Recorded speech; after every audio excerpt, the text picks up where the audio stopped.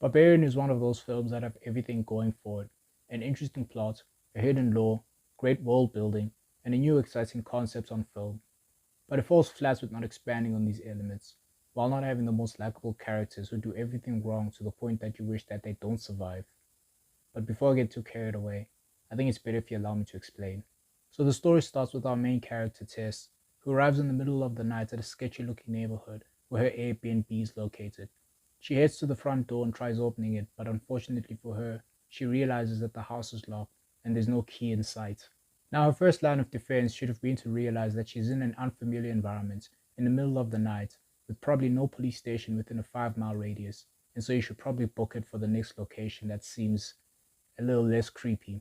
But nope, she decides to go back in her car and try reaching the owner of the Airbnb, but doesn't get any luck reaching them when the lights unexpectedly turn on in the house. So she heads back and investigates who's actually inside. The door gets unlocked, and this is where we meet Keith, a socially awkward and probably autistic individual. The two have an argument about who should actually be inside, as it seems like a mistake was made with the reservations. Eventually, Keith offers for her to come inside, and this is where my brain will be going, ding, ding, ding, ding. Ma'am, what you have here is a sketchy looking situation, and for all you know, this guy could be a serial murderer who owns this place and uses this exact playbook with all his victims, and so you should probably haul ass. But nah, she decides to go in because why not?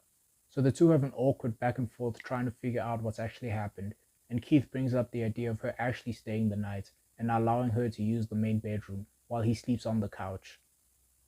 And they'll call the company the next day to get reimbursed for their troubles.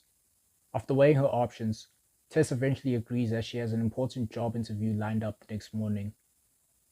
So Keith makes himself some tea and tries to offer Tess a cup.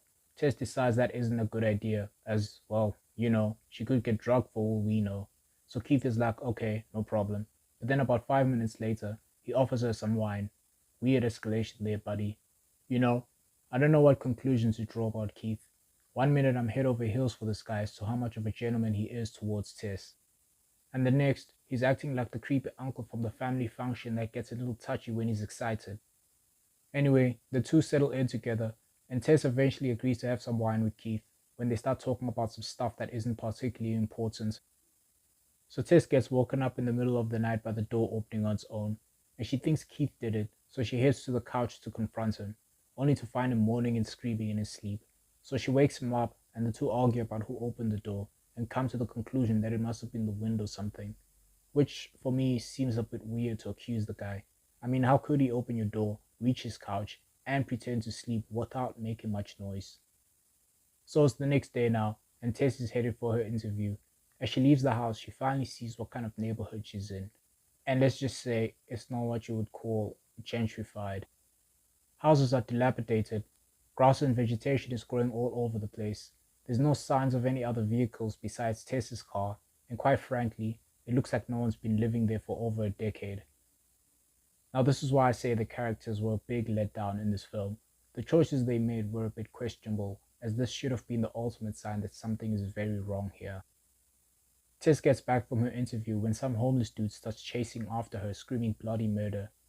She sprints to the house and makes it inside safely. And this is the moment she finally decides it's time to leave. Yep, that's right. She can handle a post-apocalyptic looking neighborhood with a house that has doors opening on its own in her sleep, and staying with a complete stranger.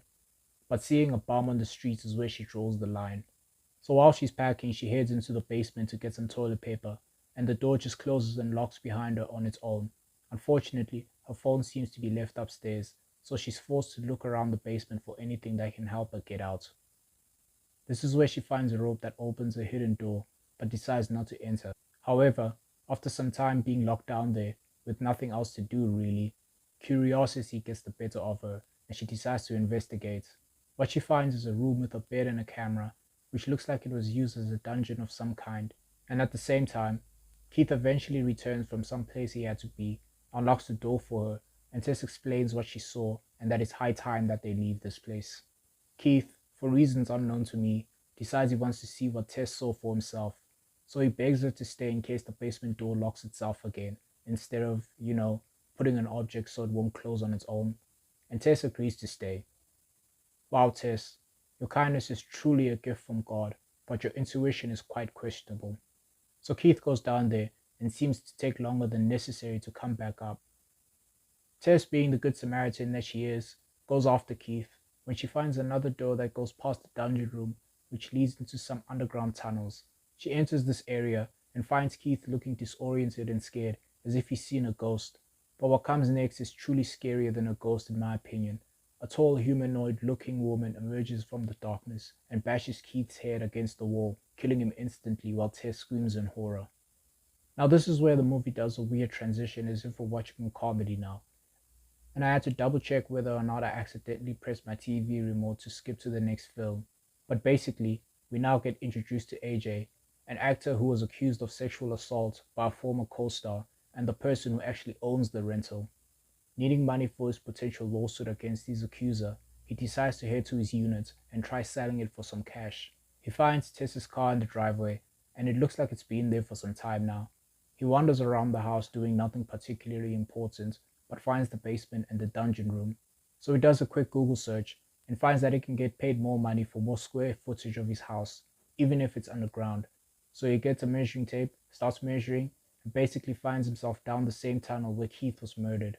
The creature, who I'll refer to as Mommy now, as that's what it clearly wants to be in this film, finds AJ and captures him, throwing him in the same cage Tess is being held captive in. So Mommy comes back to the cage to bottle feed them some milk. Tess drinks it, knowing what will happen if she doesn't.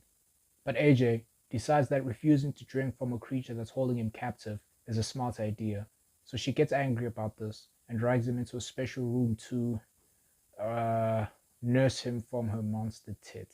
I guess he should have sucked the bottle after all. Tess finds an opportunity to escape the tunnels with the whole ordeal going on, and the homeless man from before helps her escape from the basement. Tess is finally home free, but she realizes that AJ is still back in there. The homeless man tells her to forget all that and leave this place, but Tess refuses and eventually returns to the house on her own, in her car, during the evening. Now, I have a question. If she had her car and it was working, why didn't she just drive to a nearby town and get help?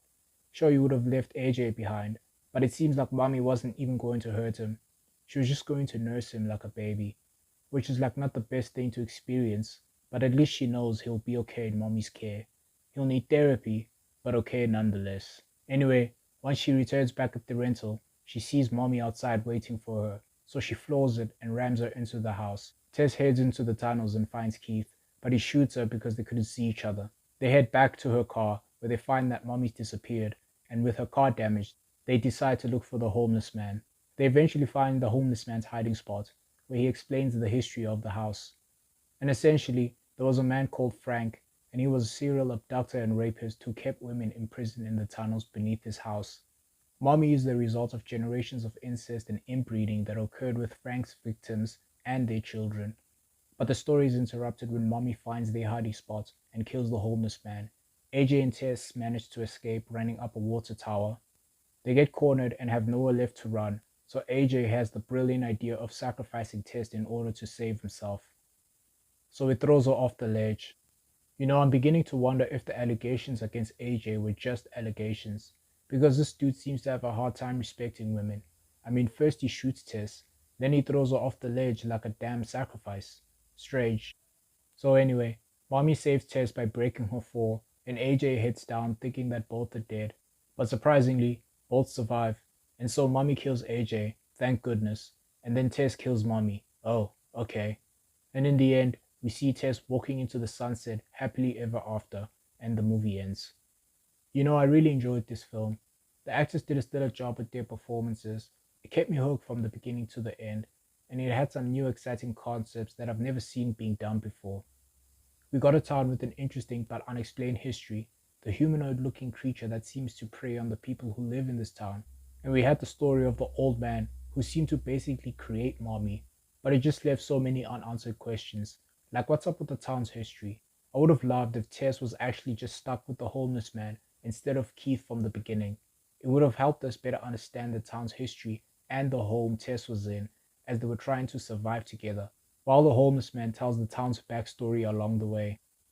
Another thing is, the homeless man briefly hinted that there were way more dangerous things in this town besides Mommy when he rescued Tess. but we literally get nothing after that. I would have loved to see what he meant and how he's been able to survive all this time. And finally, the most frustrating thing for me was the unnecessary scenes of Keith and Tess in the beginning. I honestly don't understand why they even included them, as I feel like it was just a waste of time. But all in all, I really enjoyed this film, and I give it a solid 6.5 out of 10. And I guess if they decide to do a sequel, I'll be more than happy to watch it. As long as they focus on the town's history though. Thanks for watching my review, and have a great day. Peace.